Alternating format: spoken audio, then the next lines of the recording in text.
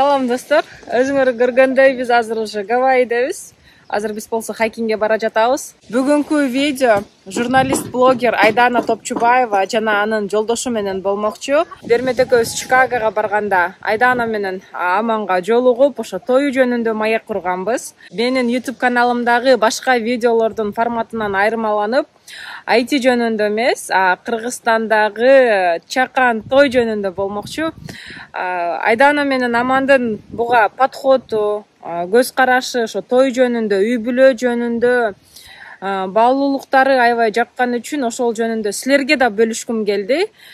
Кыргызстанда мен 28 адам менен той өткөрүптүр дегенди буга чейин укпаган болчумун. Мага бул түгөйлөрдүн эң жаккан жери бардыгын өзү каалагандай кылып өткөрүп, ысырабы жок, эң жакын туугандардын арасында баш кошуп, алардын батасын алып, медовый месяц калар менен мынтип Америкага келип, азыр Чикагода жашап, Чикагону көрүп, Чикагода саякаттап жүрөт. Кантип ата-энени көндүрсө болот, ошентип 28 адам менен той өткөрсө негизи болобу? Мен оюмча аябай кызыктуу маек болду. Ошондуктан видеону аягына чейин көргүлө, комментарийге жазыңыздар. Ушул каналда кандай видеолорду көргүңөр келет, эмне жөнүндө көбүрөөк айтайын. Сунуштар болсо, сунуштарды комментарийден күтөбүз.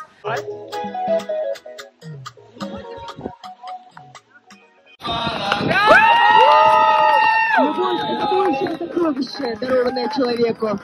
Ваша жизнь, как песочные часы. Два хрупких сосуда, связанных невидимой нитью времени. Эта нить связала вас, ваши судьбы. А сегодня ваши сердца заключают союз. Биться рядом неразрывно на всю последующую жизнь. Айдана, вы можете прикоснуться к вашему любимому и встретиться наконец-то.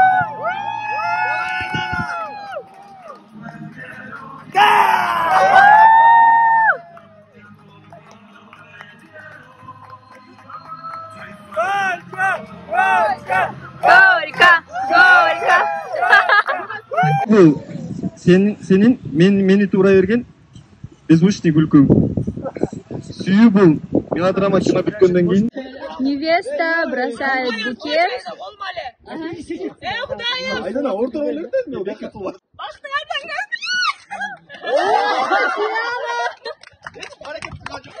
Итак, Диана, каковы ваши чувства? У вас хотя бы есть парень? Нет! Мне нравятся цветы!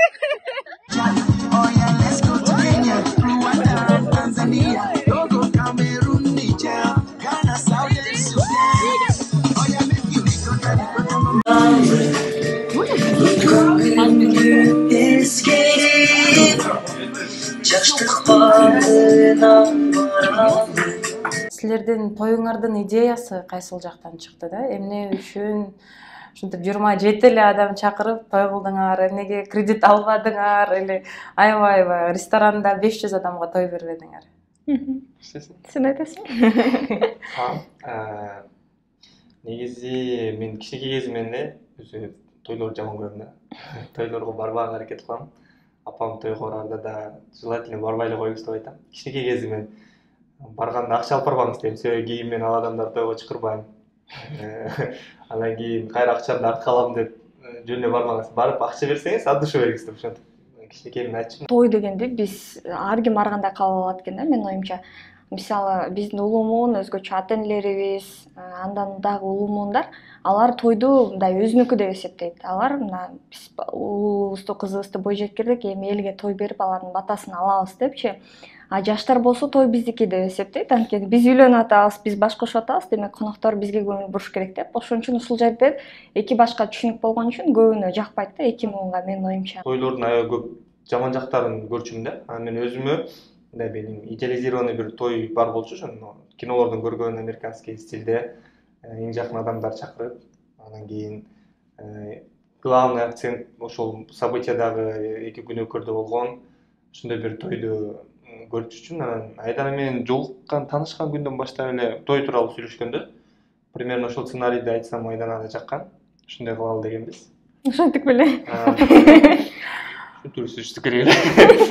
Анан бирок той жакындаган сайын жогон көп башка варианттар чыга баштады. Ата-энебиз да каршы болду. негизи элдин баардыгы каршы болду.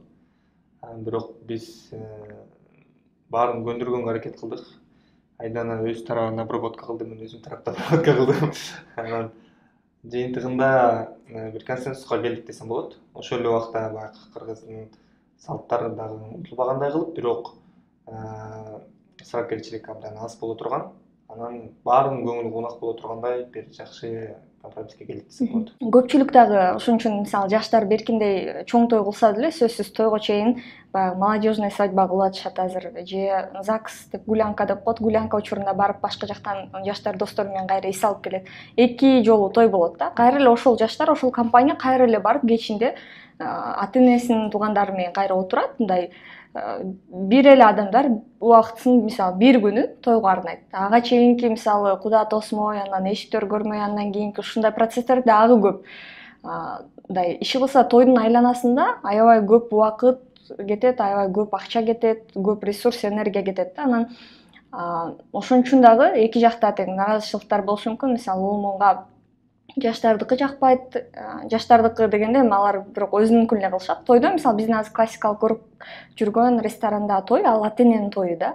Ата-эне мына мен баламды ушундай кылып чоңойттум, мен кызымды ушундай кылып чоңойттум, көргүлө, ушундай жерге элге той берип атам.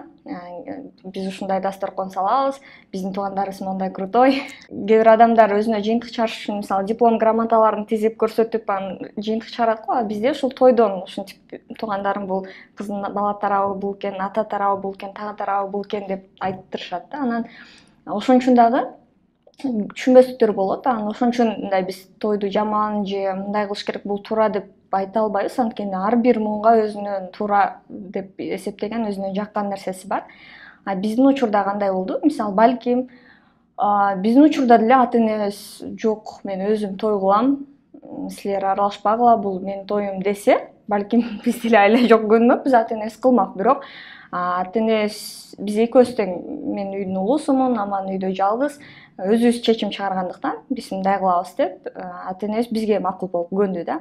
Анткени биринчиден максатсыз аябай көп туугандарды биз тааныбаган адамдарды чакырып чоң той берген. Экинчиден финансылык жактан деле андай мүмкүнчүлүгүбүз деле кыйратып жок болчу. Кредит алыпчы андай деген ал ойлонгон деле эмеспиз. Анан үчүнчүдөн мындай мен азыркы барган тойлордо бир эме жок да. Бир сезим же бир гармония, бир тойдун мындай жакындык адамга болгон бир нерсеси жоктой сезилет да. Жөн эле турат, баары тосту айтат, кайра отурат, турат, тосту айтат, баары отурат. Ата-энелер деле кээде тостторду укпайт, жөн эле ошол жерде той башталгандан бүткөнгө чейин 8ден 12ге чейин ошол жерде турат да. Келген конок ар бири окшош каалоо тилектерди айтат, анан ошол жерден акчаларын берет, белектерин берет, анан кайра тамактарды өлө көп жейт, ырдайт, бийлейт, аябай музыка көп болот, катуу болот, эч бир мындай жан дүйнөгө жакын бир сезимдерди алып келчү атмосфера жок болгон үчүн жакчу эмес да. Ошон үчүн анан мен мындай кичинекей кезимден же ошо сөз баштагандан мындай сөзсүз ушундай той кылам деген план жок болчу. Бирок бир ошондой той кылсак, кылган чакта дагы ошону болушунча жакындатып, душевный кылдыртканга аракет кылдырткым келчү да. Мисалы тамада менен баштан аяк сценарийди өзүм түзүп чыгам дечүмүн. Анан мисалы музыка аябай катуу койбойбуз, жөн эле классический акырын музыкаларды коебуз. Анан каалоо тилектерин баары айта бербей кагаз ручка беребиз, мисалы жазып кетишет деген сыяктуу ойлонуп жүрчүмүн мисалы акылымда. Бирок андай чоң тойду экөөбүздөн кылган жокпуз. Ошол жерден баса эле кетчү нерсе, биз тойду өзүбүз өткөрдүк да. Ооба. Бүт каражат өзүбүздөн болду. Ата-энебиз эч ким жардам берген жок. Келген туугандардан дагы биз эч кимге акча алып келбегиле, жөнүнө келип конок болуп кеткиле деген шарт менен чакырганбыз. Бирок албетте ар кимиз өзүнүн кошумчасын ала келет экен, бирок негизи биз чакырып атканда мындай аларга болушунча айткыбыз келди да, силерди биз кошумчаны алыш үчүн чакырып аткан жокпуз. Болгону биздин жакшылыгыбызга күбө болуш үчүн чакырып атабыз. Бөлүшкүңөр келди да бактан. Ошон үчүн келип, биздин ушул жакшылыгыбызды көрүп, биз менен чогуу эмоциялар чогуу жашап кеткиле деп чакырганбыз. Анан баягы тойду пландап атканда түшүнбөстүктөр, анын үстүнө биз Айдана тараптан 12 киши, мен тараптан 12 киши деп чечтик да. Анан Айдана экөөбүз өзүбүз кошулуп, ошо менен 26 эме Менин сиңдим, энем 28 болду. 28 болду да. Анан туугандарыбыз дагы ошончо болуп калганын айтсаң, ата-энесинин бир туугандары ошо баары келишти, баары ошончо болду. Таңелерибиз ошо бир тууган ата-энесинин бир туугандары чыкырдык. Анан ошол жерден да баягы тойду мындай кылмакпыз, андай кылмакпыз, уят, айдан оштон анан оштон бери кудалар келип атса анан мындай кылыш керек, анан ушинтип эле кое беребизби анан деген аябай көп алдынан мен тараптагы проблемалар да. Ошентип туугандар баары каршы чыгышты. Анан мен баардыгына бул тойду сиздер өткөрүп аткан жоксуздар. Мен өткөрүп атам. Силер жөн гана конок болуп кеткиле. Алдын ала сүйлөштүк. Айдан экөөбүз биринчи шартын сүйлөшүп, анан кийин ар ким өз тарабына түшүндүргөн болчу. Анан ошол сүйлөшкөн боюнча келет. Кошумча баламды ала келем, энимди ала келем деген нерсе жок. Болгон эң улуу 12 кишини чакырып атабыз. Вдруг арасынан бирөө келбей же бир нерсе болуп маселеси чыгып калса, андан кийинки улуусу кошулат. Ал мен туугандарым бирөөңөр мага жакыныраак, бирөөңөр жаманыраак эмес. Болгону эң улуулаштырып, талаш болбосун деп, эң жакынкы 12 ошо кишини чакырдым да. Айдана тараптан да дал ошондой болду. Ооба, ушул жерден да түшүнүктүү болуш үчүн балким айтып кетишибиз керек. Ошол баягы 28 киши дегенде бул эки жактан тең чакырып, ал жакта сөйкө салып, жоолук салып, экөөсү салам берип киргенде Кудалар таанышып, кудалар бири-бири менен таанышып, анан бир сыра сүт акысын берип, анан эң чоң мисалы тайнебиз, энебиз, анан апаларыбыз бири-бирине белек берди, атабызга. Калгандарына белек жок, эч кандай жагы кийит дегендер жок кылдык. Бул мындай салттуу таанышуу да ичине кирди, ошол жерден колун сураган да ичине кирди, сөйкө салуу да ичине кирди. Ошентип бир кечте all in one болуп турган эмес айткандачы. Ал жакшы идея да. Негизи мен Айдананын инстаграмынан тойду полностью трансляция кылып айтып бергениңди көрдүм, окудум, аябай кызыктым. Негизи бул биздин үй бүлөбүздүн дагы философиясына туура келет да. Тоюбузда 64 адам бул жаш балдарды кошкондо болгон да. Балдарын да алып келген, ошентип досторубуз менен 64 адамга эле той бергенбиз. Ошондо дагы кийин 5 жыл өткөндөн кийин ойлоп калдык, 30 эле адамга берсек болмок экен же 20 эле адам кылсак болмок экен деген ойлор дагы келди. Баса белгилегим келет да, ата-эне менен отуруп сүйлөшүп, ата-энени өзүңүн оюңа көндүрсө болот экен да. Андай бизде мындай ата-эне менен отуруп сүйлөшүп, бири-бирин көндүрүп, мындай орусча айтканда ичиңдеги что ты хочешь да, ошону айтыш аябай кыйын го. Бизде жөн эле айтат, көнбөсө урушуп кетет, таарынат же баш ийет. Силер айтып атпайсыңарбы, аябай көп переговор болду. Ооба, бул кыйын негизи отуруп сүйлөшүп көндүрсө болот дегенге мындай толугу менен кошула албайм. Анткени ата-энелер да ар түрдүү болот. Мисалы, кээ бир ата-энелер баласы чоңоюп, үй бүлө куруп, балалуу болуп калганга чейин ата-эне болот да, мындай анын ата-эне экенин признавать этпейт да, мойнуна албайт, ага баладай эле мамиле кылып, мисалы, анын оюну менен эсептешпейт. Биздин деле досторубуз айтат, биз ошондой той кылгыбыз келет же чоң той кылгыбыз келбейт дейт, бирок ата-энем көнбөйт дейт. Анан андай учурда эч нерсе дей албайсың да, анткени билбейм, бирок биздин учурда биз айттык, түшүндүрүп көрдүк, анан менин ата-энем деле мындай ушундай жаңы нерселерге ачык, анан мындай чоң той кылыш керек, эл көрсүн кылыш керек же мындай дос туугандарга монтип мактанышыбыз керек дебегени үчүн дагы мындай макул болушту да. Биринчиден ошо неме керек го дейм, ата-эне менен баланын ортосундагы ишеничте бири-бирине болгон ишенүү да. Мисалы, менин апам мага толугу менен ишенген. Мен өзүм каалагандай той кылган күндө да апамдын жүзү жер карабагандай, досторуна же башка туугандарына уят болбогондой той аман өзү өткөрө алат дегенге ишенгендиги үчүн балким каршы чыккан жок. Анан экинчиден бул ата-эненин өзүнүн дагы жашоого болгон көз караштарынан да, мисалы, кээ бир ата-эне балким чыны менен ушу мен баламды үйлөнтүп, мен өзүмдүн бир жашоомдогу бир немемди, бир этабымды жабышым керек. Ошол менин бир результатым катары же болбосо мен ушинтип элге көрсөтүшүм керек ошол той аркылуу деген бир ойлору бар болсо, ошондой түшүнүк менен жашаса, балким чын ал ата-энени кайра көндүрүү абдан кыйын болот. Анан көбүнчө менин случаимде негизи андан да татаал болуш керек, себеби мен жалгыз баламын да. Апам бир эле шансы бар болчу да элге көрүнмөчү. Бирок апам ошол өзүнүн жеке амбицияларынан дагы менин оюмду өйдөрүп койду. Балам эң бактысы бактылуу болгону маанилүүрөөк деп ойлоду окшойт. Анан экинчиси бул экинчи, үчүнчү балалуу болгондордун ата-энелери көбүнчө оңой эле көнсө керек. Ошо ата-энемди көндүрө албай атам деген менин оюмча бул шылтоо да болушу мүмкүн да. Себеп дегенде биздин той бүткөндөн кийин дагы, белки досторубуз менен дагы өз алдынча майрамды кылгандан кийин дагы туугандарымдын арасынан да, досторумдун арасынан дагы эң туура кылды. Ушундай кылса болот экен го. Туура. Мурда болгону кылып көрбөптүрбүз. Эч ким эртесин чыгып алып ага уят деп колун менен көзөбөйт экен го. Ушуну кылса болот экен го дегенди көп киши айтты да.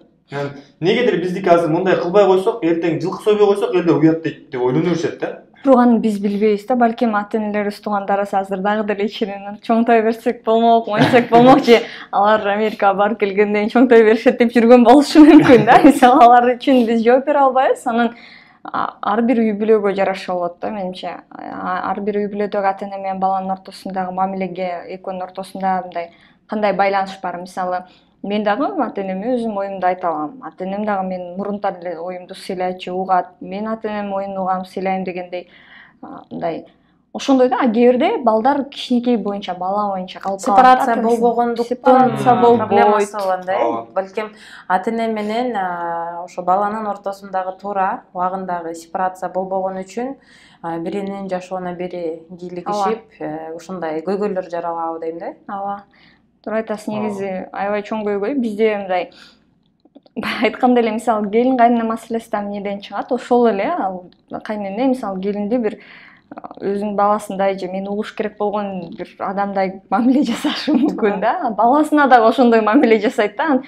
Балдар да көпчүлүк учурда мисалы эми ата-энени сыйлаш керек да деп ошон үчүн угушу мүмкүн. Бирок мындай жакшы ойлонуп көрсө, мисалы мындай объективдүү караш керек да. Кайсы жерде сен өзүң оюңду угушуң керек, кайсы жерде ата-энеңди угушуң керек дегенчи. Мен со стороны экрандын бул жагынан көргөн адам катары мага кандай болду? Силер современный той кылып, өзүңөр каалагандай аз адам чакырып, ошол эле учурда сонун пример көрсөттүңөр кыргыздарга. Тойдун эртеси эле Америкага келип калдыңар, как медовый месяц деп айтсам болот да, медовый месяц. Получается, тойго кеткен каражатты силер ушундай саякатка алмаштыргандай болдуңарбы? Негизи эле мен Айдана менен башында дагы ошол процесстин баарында өзүбүздүн акчабыз кетти да, бюджетте чогуу тактаганга туура келди. Анан ошол жерден да критерий берип аткан да, мисалы эмнеге көбүрөөк акча куротсок болот, эмнеге көбүрөөк акча куротпошубуз керек деген нерсеге келгенде дагы мындай мимолетный нерселерге, то есть ошол жердеги тамакка же болбосо декорацияга деген нерселерге биз болушунча аз акча куротконго аракет кылдык да. Себеби ал ошол тойдун атмосферасына бир 3-4 сааттык нерсе. Андан көрөк биз менен чогуу узакка калат ошол нерселерге көбүрөөк акча куротолу деген нерсеге басымчы да башынан. Бирок ошол биздин той негизи 2 частьтан турат да. Биринчиси бул кыргыздын каада салттарынын баарын бир пакетке салып, упаковкалап туруп кылган той, ата-энебизди тааныштырган той. Анан өзүбүздүн досторубузга каалаган кичинекей тоюбуз. Анан Кичинекей тоюңар баса кете айта кетейин, Ысык көлдө болду. Кыргызстандын сонун көлдүн жээгинде болду го. Берки тойго, баягы салттуу тойго кадимкидей эле аябай эле көп каражат кетти. Биз ойлогондон да мисалы билбейм 30 кишиге деле аябай көп акча кетип калат экен. 4 сааттык тамактанганга дагы деп мындай таң калдык чынын айтканда. Бирок мант өткөрүп атат, ооба, чын эле таң калдык. Кантип 500 кишиге канча акча кетет анда деп, 28 кишиге ошончо акча кетсе деп. Бирок ал мындай сенин эң жакын адамдарың, сен аларга мисалы эң дандуу тамактарды бергиң келет, эң мындай билбейм, козу грилдин эң сонун мисалы даам татсын дейсиң, выпечкалардын эң сонун алгың келет, ал мындай жакшы эле болот экен да. Анан ага чынында көп эле акчабыз кетти.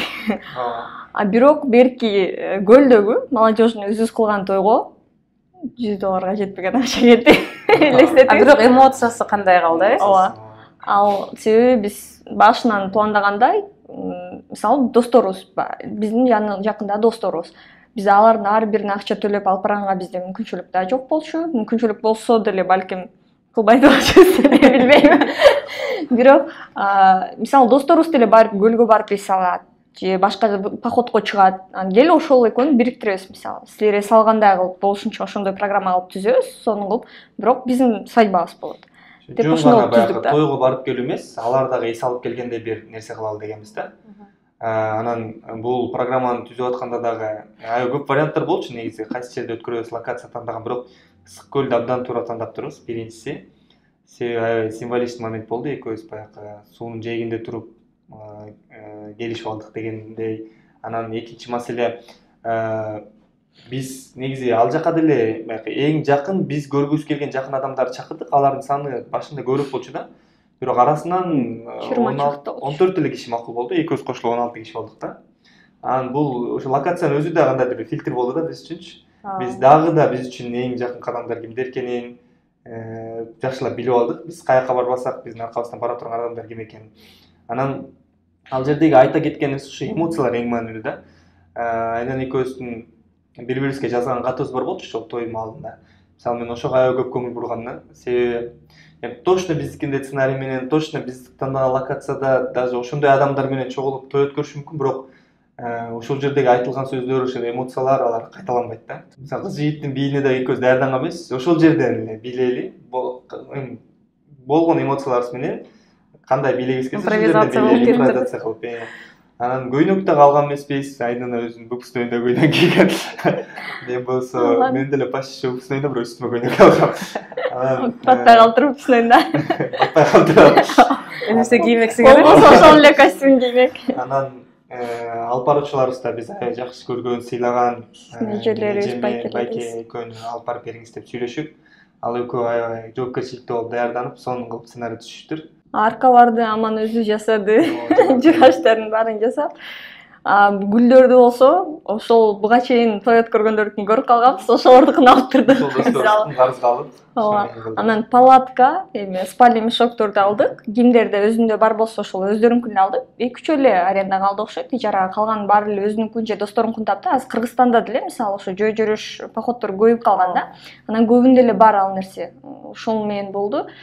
Жолго, мисалы жолдо баратканда тамактангандар ар ким өзүнө төлөдү. Андан кийин пансионатта бекер эле калдык. Сурант пляжында. Дагы жакшы болгон жери аба ырайы аябай көлдө мындай күтүүсүз го, бат-бат жамгыр жаап, бат-бат ачылып кетет. Ошон үчүн биз жакшы верандасы бар жерди тандаган элек, жамгыр жааса кирип кете калабыз деп, аябай сонун болуптур. Бир аз себеледи биздики бүткөндөн кийин. Бирок ошол убакта биз уже церемониябызды жаратылышта силерди колдоптур да. Бирок жаратылыш чын эле колдоду. Айтса, негизи 3 жума биз погоданы карайбыз. Дайым эле жаан дейт да. Ал жактан жергиликтүүлөрдөн сурайбыз, кандай болот, аба ырайы өзгөрүшү мүмкүнбү дейт, жаан дейт. Ошол күнү 70-80% жамгыр болчу да. Аны Кудай деп эле барганбыз. Биз болгон немелерди, сайттарды карап атабыз, өзүбүзгө жаккан сайтты таба албай атабыз да. Болбойт дегенде. 70-80% жамгырдап атат. Анан досторубузга 3-4 жума мурда айттык да, анан эгерде ошол күнү аябай жаан жааган, прям явно болуп калса, биз анда кийинки жумага жылдырабыз деп айтканбыз. Анан бирок ошол күнү таңкы саат 5те чыгып кеттик окшойт Бишкектен. Жолдо баратканда да бир аз жамгыр жаады. Жолдон да биз Конорчек деген локацияга бармакчы. Ал жерден да сел жүрүктөр локациядан жамгыр жааптыр. Анан көлгө барганда дагы баягы себелеп атат. Анан ачылып кетсе экен деп атканбыз. Анан Айдана белки комната невеста кылып жасап койгонбуз. Ошол жака кирип баягы кийинип аткан моментте күн ачылып чыгып, күн ачылып кетип атпайбы? Тез болду. Аябай шашып алганбыз. Бирок биздин церемония башталгандан бүткөнгө чейин жаан жаабай күн ачык болуптур да. Анан бүткөндөн кийин себеп баштады. Андан кийин ошо жума бүткөндөн кийинки выходной жаан аябай жааса болобу? Андан кийин выходнойдо жаан жаап. Вот значит силердин үй бүлөңөрдүн союзун жаратылыштагы Кудайым да колдоптур да. Азыр ойлонуп аябай сонун нерсе бул нерсе деп ойлойм. Бүт нерсени колубуз менен жасагандыктан да аябай көп эмоциялар алып келди бизгечи. Мисалы арканы мен Бишкектен атайын жыгачтарды алып келип раскладной кылып барганда ачып эле корап кое турган кылып жасагам. Анан барып ал жерден досторубуз баарыбыз биригип алып аны кургап сыртына гүл оруп, кыздар менен жасап, баары макияж чачыбызды жасап. Бүткөндөн кийин баягы кетерде кайран барып бузуш керек болду да. Бузгун келбейт да ушуну. Аябай көп эмоцияны ардап каласың да. Бирок ичкен кайра маанилүү болгон нерсе бул материалдык нерселер эмес, ушул жерде биз жашаган эмоциябыз. Ошол эмоциянын баары, элестин баары жүрөгүңөрдө калды да. Анан азыр digital world, digital заманда баардыгы видеодо калды, сүрөттөрдө калды да. Кийин айтып бере алсаңар болот. Бул мен үчүн Кыргызстандагы эң пример кыла турган тойлордун бири болду го деп ойлойм да. Өзүңөр үчүн жасадыңар. Потому что бизде үй бүлөнү мен ар дайым айтам да, адам өзү даяр болгондо анан өзүнө жасаш керек, өзү үчүн куруш керек депчи, бирөө үчүн эмес, или галочка үчүн эмес, турмушка чыгыш керек или үйлөнүш керек дегендей. Ошого аябай сонун. Финансын аябай жакшы караш керек. Ошол убактан башталат. Үй бүлөлүк финансы биринчи свадьбадан башталат менин оюмча. Акчаны тойдон башка жакшы көп жерлерге коротсо болот. Өзүңөргө инвестиция кылсаңар болот, ошондой эле саякат кылсаңар болот. Ошол акчаны тойго коротуп коюп, тем более акчаңар жок болсо кредит алып той кылган такыр туура эмес. Эч кимге уят болбойсуңар, эч ким уят дебейт. Более того, бар туугандардын сөздөрүн угуп, баарын угуп, 500 кишилик эмес, 1000 кишилик той кылсаңар да, арасында сөзсүз кишилерге жакпаган адамдар болот да. толтура чыгат. Мага сөз бербей койду, мага устукан бербей койду, мени бурчукка тургузуп койду. Көңүл бурбай Мен сүйлөп койду. атканда көңүл бурбай койду. Тамагы жаккан Тамагы жок. мага жаккан жок, тамагы жаккан сөзсүз ушундай чыгат. Жок дегенде айтат го, столдун үстүндө 8 түрдүү эле нан болуп калды, 10 түрлүү болуш керек эле дегендерди уккам да. Андай эмес. Силер өзүңөргө жаккан жакшы тойду пландап, анан эң жакын адамдарды ошол тойду эстей турган, силер үчүн маанилүү боло турган адамдарды чакырып той өткөрсөңөр, бардыгы бактылуу болот. Той бүткөндөн кийин бардыгы өзүнүн ыраазычылыгын айтат. Эч кимге да жаман көрүнбөйсүңөр, акчаңарды да сактайсыңар, сактабайсыңар, туура жакка колдонгонго бир мүмкүнчүлүк пайда кыласыңар. Анын үстүнө мисалы чын эле баарын уксаң, баарынын ою ар башкача. Ар кимдин өзүнүн бир видениясы бар да, көз карашы бар. Мисалы апаңды уксаң башкача айтышы мүмкүн, атаң башкача, бир эжең башкача айтышы мүмкүн, чоң энең башкача айтышы мүмкүн. Эч кимдики дал келбейт. Баарын бизде ошол бардыгынын оюн кошуп атып эле чоңойтуп ийебиз да. Аябай көп чоңойтуп, аябай көп ресурс, убакыт, энергия кетип калат да. Ошо мисалы тойду 1 жылдап пландагандар бар экен да. 1 жылдап мисалы эми иштебесе, мисалы ата энеси кадимкидей 1 жылдап ар дем алыш күнү базарга түшүп бир нерсесин сатып алып, сеп жыйнап, андан ар дем алыш күнү бир нерсесин сатып алып той кылып ошондой. Эми бул убакытты туура мисалы бизде анчалык роскош жок да. Менин мисалы анчалык убактым жок. Ар бир тойго баштан аяк монча нерсе сатып алышым керек. Ар бир келген конокко мондай белекти алышым керек деп. Азыр 300-500 кишилик той бергенге ар бирине белек алгандар бар, мисалчы. Эгерде ошондой ресурсу бар болсо, ошол жагып атса, билбейм, алар үчүн мисалы туура эмес же башка деп айта албайм, бирок менде андай мүмкүнчүлүк жок. Убактымды да канчалык көп бөлө албайм ал нерсеге. Анчалык каражат да бөлгүм келбейт. Ошон үчүн менимче ар бир адам өзү ойлонуп, өзүнө кандай туура келет, экөөнө кандай нерсе туура келет, Экөөнүн ою кандай келет өзү үчүн. Ооба. Эл биздикин билбейм, мен ойлонгон эле эмес. Мисалы эл той кылбай койду дейт, мындай кылды дейт деп. Бирок ошол жерге келген адамдарга жаксын деген ой болот сөзсүз түрдө. Мисалы алар жөн эле барып, эртерээк бүтсүн же кетсек деген эмес. Чын эле жагып сонун болду. Биз убактыбызды текке кетирген жокпуз. Жакшы эмоциялар жашадык деп келишин каалайбыз. Бирок башка биз тааныбаган, бизди көрбөгөн, бизге кызыгы жок болгон адамдардын ою билбейм. Менимче ойлонбойсуң деле го. Киши аз болгондо да ошончолук аябай эмоционалдуу, аябай жакын бир той болот экен. Көп киши болгондо Ар биринин сөзүн угасың да. Киши аз болгондо бири менен да жакшыраак таанышып, ошол жерде ар ким өзү ырдап атты, аябай жакшы өтүштү. Мен мындай эки тарап баягы чыныгы туугандардей болуп, мен үчүн аябай жакшы көзөмөлдөр болду да. Аябай чоң той болгондо балким бири-бирин тааныбай деле кетип калмак, кийин сүрөттөрдөн карап могу эмеледей турчу акыбал болмок да. Азыр кишинин саны аз болгонунун бир пайдасы кишилер ошончолук бири-бирине көрүп көңүл бурат. Ошол убакыттагы баягы качественныйраак болот. Сен 500 киши чакырып алып отурган караганда. Туура. Тойдун аркасын, той үчүн үйлөнбөй жүргөн канча мен мисалы тааныштарым бар да. Айтпаңыз. Тойго акча жыйнай албай, тойду ушундай кыла албай, Канча 5 жыл, 7 жыл сүрүп. эч ак чечим чыгарышкан мисалы үй-бүлө болобуз деп жашайбыз депчи, бирок ошол тойду кыла албагандыктан ушунча убакыт өткөрүп жүргөн тааныштарым бар да. Биз деле балким ошон үчүн созуп жүрдүк, 1-2 жыл акыркы. Балким. Бирок ал типа тойго акча жыйнай албаган үчүн эмес, тойго көндүрө албаган үчүн. Канчалык чоң той кылып тийгилабыз деген үчүн. Бирок баарына рахмат, туугандарыбызга рахмат, ата энебизге, досторубузга рахмат. Ушундай кылып биздин оюбузду колдогонуна. Ооба. Биз эч кимди нааразы кылган жокпуз деп ишенебиз. Жакшы.